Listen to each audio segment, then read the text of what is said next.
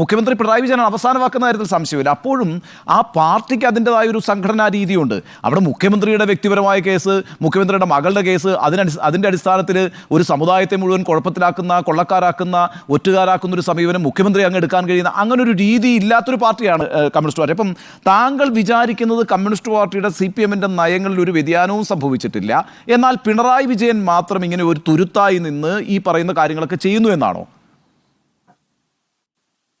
അതായത് CPM എന്നത് കേരള കോൺഗ്രസ് പോലെ കെ മാണി നയിക്കുന്ന ഒരു പാർട്ടി, അവിടെ കെ മാണി തീരുമാനം എടുക്കുന്നു. അതുപോലുള്ള ഒരു പാർട്ടിയായി CPM ഇപ്പോഴും മാറിയിട്ടുണ്ട്. CPM-ന് ഇപ്പോൾ ഒരു അപെക്സ് ബോഡി ഇല്ല. പിണറായി വിജയൻ നോട് പല നിലക്കും സഹകരിച്ചും എതിർത്തും പോകുന്ന ഒരു പാർട്ടിയാണ് മുസ്ലിം ലീഗ്. അറിയല്ലോ, ഗവർണറും പിണറായിയും തമ്മിൽ ഏറ്റുമുട്ടിയ സന്ദർഭങ്ങളിലൊക്കെ പിണറായിയോടൊപ്പം നിന്ന പാർട്ടിയാണ് ലീഗ്. അത് കോൺഗ്രസ് വ്യത്യസ്ത നിലപാട് സ്വീകരിച്ച സമയത്ത് പോലും. അതുപോലെ ദുരന്ത സമയത്ത് പിണറായിയോടൊപ്പം ഇത്ര ഒരുമിച്ച് നിന്ന ഒരു പ്രസ്ഥാനം വേറെ ഉണ്ടാവില്ല. അറിയല്ലോ, താനൂർ ദുരന്തം, വയനാട് ദുരന്തം, അങ്ങനെ ഏത് ദുരന്തം എന്ത് വന്നാലും സർക്കാരിനോടൊപ്പം നിന്നൊരു പാർട്ടിയാണ്. അനാവശ്യമായി ആരെയും വിമർശിക്കുന്ന പതിവ് മുസ്ലിം ലീഗിനില്ല. പക്ഷേ ഇന്ന് ഹിന്ദു പത്രത്തിൽ വന്ന വാർത്ത അത് കേരളത്തിൽ ഒന്നും അല്ലാതായിരിക്കും, പക്ഷേ ദേശീയ തലത്തിൽ അത് ഒരു 50 വർഷക്കാലമെങ്കിലും കേരളത്തിലെ മുസ്ലിം സമുദായത്തെ, മലപ്പുറം ജില്ലയെ വേട്ടയാടാൻ ഉപയോഗിക്കുന്ന രീതിയിലേക്കാണ് പോയത്. ഇത് എന്ത് നിവൃത്തികേടിന്റെ പുറത്താണ് മുഖ്യമന്ത്രി പറഞ്ഞത്? കാരണം 150 കോടി രൂപയുടെ സ്വർണവും 123 കോടിയുടെ ഹവാല പണവും പിടിച്ചു എന്ന് മാത്രം, അത് ദേശദ്രോഹ പ്രവർത്തനത്തിന് ഉപയോഗപ്പെടുത്തി എന്ന് പറയുമ്പോൾ എത്ര ദേശദ്രോഹ കേസ് മലപ്പുറം ജില്ലയിൽ എടുത്തിട്ടുണ്ട് അത് പറയണ്ടേ? കേൾക്കുന്നുണ്ട്. അതാണ് നമ്മൾ പറയുന്നത്. ഇതൊക്കെ പറയുമ്പോൾ മലപ്പുറം ജില്ലയിൽ ഒരു ഘടകമുണ്ട്. പാലോളി മുഹമ്മദ് കുട്ടിയെ പോലുള്ള പരിണിതപ്രജ്ഞനായ ആളുകൾ ഇന്ന് പ്രസ്താവന നടത്തി. അതേമാതിരി മോഹൻദാസ്, സ്മൃതിയും ഞാനും ഒക്കെ അറിയുന്നതാണ്. മലപ്പുറം ജില്ലയിലെ മോഹൻദാസ് അൻവർ ഇന്ന് ആ പറഞ്ഞ പരാമർശം ഉണ്ടോ, ഞാൻ നിസ്കരിക്കുന്നതോടാണ് എതിർപ്പ്, അതൊക്കെ സ്മൃതി എനിക്കും നിങ്ങൾക്കൊക്കെ വിശ്വസിക്കാൻ പറ്റുമോ? അങ്ങനത്തെ ഒരു വ്യക്തിയാണോ മോഹൻദാസ്? ഒരിക്കലല്ല. ഞാൻ ഇന്ന് മലപ്പുറം ജില്ലാ മുസ്ലിം ലീഗിന്റെ ജനറൽ സെക്രട്ടറിമാരായിരുന്ന മുമ്പായിരുന്ന ഞങ്ങളെ ഉന്നത നേതാവ് KP മജീദ് സാഹിബ്, അതിനുശേഷം വന്ന അബ്ദുൽ ഹമീദ് സാഹിബ്, UL അവരൊക്കെ വിളിച്ചു ചോദിച്ചു, ഇങ്ങനെ ഒരു മുഖ്യവാദിയാണോ മോഹൻദാസ് എന്ന് ചോദിച്ചു. ഒരിക്കലല്ല. അയാള് ഒരു തികച്ചും മതവാദിയായ വ്യക്തിയാണ്. മാത്രമല്ല അദ്ദേഹം നല്ല സഹകാരിയാണ്. അദ്ദേഹത്തെ കുറിച്ച് അങ്ങനെ ഒരു ഫീലിംഗ് ഉണ്ടായില്ല എന്ന് പറഞ്ഞു. തീർച്ചയായിട്ടും അൻവർ പറയുന്ന ആ കാര്യം ഞങ്ങളൊന്നും വിഴുങ്ങൂല. കാരണം അങ്ങനത്തെ ഒരു വ്യക്തിയൊന്നുമല്ല മോഹൻദാസ്. പക്ഷെ മോഹൻദാസ് ഈ മുഖ്യമന്ത്രി പറഞ്ഞ കാര്യത്തിന് മറുപടി പറയാൻ ബാധ്യസ്ഥനാണ്. മലപ്പുറം ജില്ല ഇങ്ങനത്തെ ഒരു ജില്ലയാണോ, ദേശദ്രോഹി ജില്ലയാണോ? അല്ല എന്ന് പറയാൻ മോഹൻദാസ് മുന്നോട്ട് വരണം.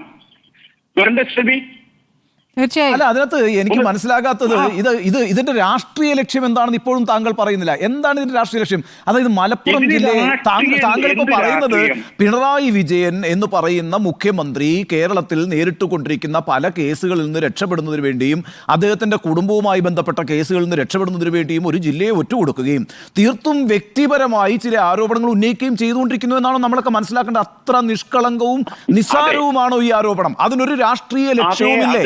CPM-നെ ഒരു മിനിറ്റ്, നിങ്ങൾ പറയുന്നു ഈ ഹിന്ദുക്കളുടെ വോട്ട്, BJP-യിലേക്ക് പോകുന്ന വോട്ട് തിരിച്ചു കൊണ്ടുവരാൻ വേണ്ടിയാണ് ഇദ്ദേഹം ശ്രമിക്കുന്നത് എന്ന് നിങ്ങൾ പറയുന്നത് ഞാൻ വ്യക്തിപരമായി അംഗീകരിക്കില്ല. എന്റെ പാർട്ടി അനാലിസിസ് ഒന്നും നടത്തിയിട്ടില്ല. പക്ഷേ ഞാൻ കാണുന്നത് ഇപ്പോൾ അദ്ദേഹത്തിന് സംഘപരിവാർ വരിഞ്ഞു മുറുക്കിയിരിക്കുകയാണ്. അദ്ദേഹത്തിന്റെ മുമ്പിൽ ഒരു മാർഗവുമില്ല.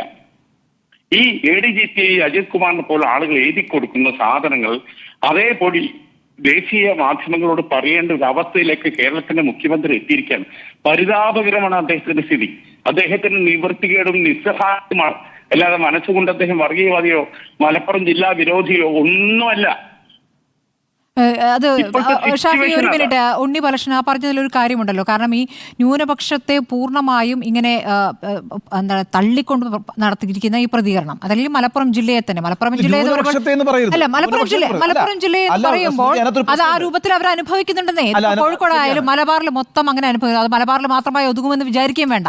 അങ്ങനെ സംഭവിക്കുമ്പോൾ അപ്പുറത്ത് നഷ്ടപ്പെട്ടു പോയ ഈഴവ വോട്ട് കിട്ടുമെന്ന് എങ്ങനെയാണ് പ്രതീക്ഷിക്കാൻ കഴിയുക? അങ്ങനെ ഈ ഈഴവ വോട്ടുകൾ മുഴുവൻ വർഗീയമായി ചിന്തിച്ച് കൊടുത്തതല്ലോ CPM-ന്. മുസ്ലിം വിഭാഗത്തെ ഈ രൂപത്തിൽ പറഞ്ഞുകൊണ്ടാണോ നഷ്ടപ്പെട്ട ഈഴവോട് കിട്ടുക? അങ്ങനെ കിട്ടുമെന്ന് ഞാൻ കരുതുന്നില്ല. അങ്ങനല്ല ഞാൻ പറഞ്ഞു വന്നത്. ഏതെങ്കിലും ഒരു അർത്ഥത്തിൽ ഈ പറയുന്ന ഒരു മിനിറ്റ് ഷാഫി, ഒരു കാര്യം, ഈ മുസ്ലിം സമുദായത്തെ അകറ്റി നിർത്തുകയോ അല്ലെങ്കിൽ അത്തരം അവരെ പ്രീണിപ്പിക്കുന്നില്ല ഞങ്ങൾ എന്ന നിലപാടെടുക്കുന്ന വഴി ഹിന്ദു വോട്ട് മാത്രമല്ല ക്രിസ്ത്യൻ വോട്ടും പ്രശ്നമാണ് കേരളത്തിൽ. ക്രിസ്ത്യൻ വോട്ടിനെയും ചെറുതായിട്ട് കാണണ്ട. അപ്പോൾ കേരളത്തിലെ അതേപോലെ തന്നെ ഈ പറയുന്ന SC/ST വിഭാഗങ്ങളുടെ വോട്ടുകൾ, ഈ പറയുന്ന ധീവര വോട്ട്, വിശ്വകർമ്മ വോട്ട്, ഇങ്ങനെയൊക്കെ ഒരുപാട് വോട്ട് ബാങ്കുകൾ വലിയൊരു നിക്ഷേപമാണ് CPM-നെ സംബന്ധിച്ചിടത്തോളം. ആ നിക്ഷേപങ്ങൾ അവിടെ ഒരു ചോർച്ച സംഭവിച്ചിരിക്കുന്നു CPM മനസ്സിലാക്കുന്നുണ്ട്. അതുകൂടാതെ ക്രിസ്ത്യൻ വിഭാഗങ്ങൾക്കും എതിർപ്പുണ്ട്. അപ്പോൾ ആ അർത്ഥത്തിൽ മുസ്ലിം സമുദായത്തിന് എതിരായിട്ട് ഉള്ള ഒരു നിലപാട് അല്ലെങ്കിൽ മലപ്പുറം ജില്ലയെ കേന്ദ്രീകരിച്ചൊരു രാഷ്ട്രീയ വർത്തമാനം പറയുമ്പോൾ ഞാൻ വിചാരിക്കുന്നില്ല അത് കേവലം ഒരു എന്താ പറയുക സംഘപരിവാർ ശക്തികളെ തൃപ്തിപ്പെടുത്തുന്നതിന് വേണ്ടിയിട്ടും കേന്ദ്ര സർക്കാരിൻ്റെ എന്തെങ്കിലും ആനുകൂല്യം കിട്ടുന്നതിന് വേണ്ടിയിട്ടും മാത്രമായി പിണറായി വിജയൻ പറഞ്ഞു കളയുന്ന ഒരു സ്റ്റേറ്റ്മെൻറ്റായിട്ട് ഞാൻ പിണറായി വിജയൻ അക്കാര്യത്തിലൊന്നും രാഷ്ട്രീയമായി അണ്ടർസ്റ്റിമേറ്റ് ചെയ്യുന്നതേ ഇല്ല. അപ്പോൾ അതുകൊണ്ട് ആ അർത്ഥത്തിൽ ഇനിയിപ്പോൾ ഇടതുപക്ഷത്തിൻ്റെ ഇപ്പോൾ ഈ ബ്രാഞ്ച് തലത്തിലൊക്കെ ചർച്ച ചെയ്തുകൊണ്ടിരിക്കുന്നതായിട്ട് ചില മാധ്യമങ്ങൾ പുറത്തേക്ക് വിട്ടിരിക്കുന്ന രേഖ എന്താണ്? ആ രേഖയ്ക്കകത്തൊക്കെ പറഞ്ഞിട്ടുണ്ടെന്നേ, നമ്മൾ ലീഗിലെ ചില നേതാക്കൾ നമ്മളോട് അടുക്കാൻ ശ്രമിച്ചിരുന്നു, നമുക്കവരെ വേണ്ട അങ്ങനെ പറയുന്നു. ലീഗിനെ എടുക്കേണ്ടെന്ന് മാത്രമല്ല, ലീഗിനെ ഇനി തീവ്രവാദത്തിലേക്ക് പെടുത്താൻ പോകുന്നു അങ്ങനെയും വാർത്ത വരുന്നു. മാത്രമല്ല ഈ ഭൂരിപക്ഷ വർഗീയതയെ പോലെ തന്നെ നമ്മൾ പിന്നെ എന്താ പറയുക ന്യൂനപക്ഷ വർഗീയതയും എതിർക്കും. ഈ രാഷ്ട്രീയ നിലപാട് പിണറായി വിജയൻ തീരുമാനിച്ചത് മാത്രമല്ലല്ലോ, അതൊരു രാഷ്ട്രീയ രേഖയല്ലേ, അതൊരു പൊളിറ്റിക്കൽ രേഖയല്ലേ, ഒരു പാർട്ടിയുടെ രാഷ്ട്രീയ നയമായിട്ട് ബ്രാഞ്ച് തലം മുതൽ ചർച്ച ചെയ്തുകൊണ്ടിരിക്കുന്ന ഒരു രേഖയല്ലേ. ആ രേഖ എന്താണ് വെളിപ്പെടുത്തുന്നത്? കൃത്യമായി 2024 തെരഞ്ഞെടുപ്പിൽ നിന്നൊരു വലിയ പാഠം അവർ പഠിച്ചിരിക്കുകയാണ്. അപ്പോൾ ആ പാഠം ഉൾക്കൊണ്ടുകൊണ്ട് അവർ ചില തിരുത്തലുകൾ വരുത്തുന്നു എന്ന് വിചാരിക്കുന്ന ഒരാളാണ് ഞാൻ. എൻ്റെ വിലയിരുത്തൽ ശരിയാകണമെന്നില്ല, പക്ഷേ ഒരു എന്താ പറയുക ഒരു ലോങ് ടേം പൊളിറ്റിക്കൽ സ്ട്രാറ്റജി എന്നുള്ള നിലയ്ക്ക് ഈ രീതിയിലുള്ള സമീപനങ്ങൾ എടുക്കാൻ സാധ്യതയുണ്ട് CPM. അങ്ങനെ ഒരു പാർട്ടിയാണ്.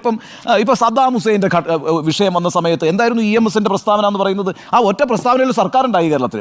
അപ്പോൾ ആ രീതിയിൽ രാഷ്ട്രീയത്തെ നന്നായി മണത്തറിഞ്ഞുകൊണ്ട് എപ്പോഴും നയങ്ങളും സമീപനങ്ങളും ഒക്കെ സ്വീകരിക്കുന്ന ഒരു രീതി CPM-നുണ്ട്. EMS തന്നെ പറഞ്ഞിട്ടുണ്ടല്ലോ ന്യൂനപക്ഷ വർഗീയതയും അപകടമാണെന്ന് പറഞ്ഞിട്ടുള്ളൂ. അപ്പം ന്യൂനപക്ഷ ഹിന്ദുക്കളുടെ വോട്ട് സമാഹരിക്കേണ്ട സമയത്ത് ന്യൂനപക്ഷത്തെ വർഗീയതയായി കാണാനും, മറിച്ച് ന്യൂനപക്ഷത്തിൻ്റെ വോട്ട് സമാഹരിക്കേണ്ട സമയത്ത് സദ്ദാം ഹുസൈനെ മുന്നിൽ നിർത്താനും ഒക്കെയുള്ള മെയ്വഴക്കം കാണിച്ചിട്ടുള്ള CPM അത് ഇപ്പോൾ എടുത്തിരിക്കുന്ന സമീപനത്തെക്കുറിച്ച് എനിക്ക് തോന്നുന്നത് NP ചേക്കുട്ടിക്കൊക്കെ അതിൻ്റെ എല്ലാ ഘട്ടങ്ങളും നന്നായിട്ട് അറിയാമെന്നാണ് ഞാൻ വിചാരിക്കുന്നത്.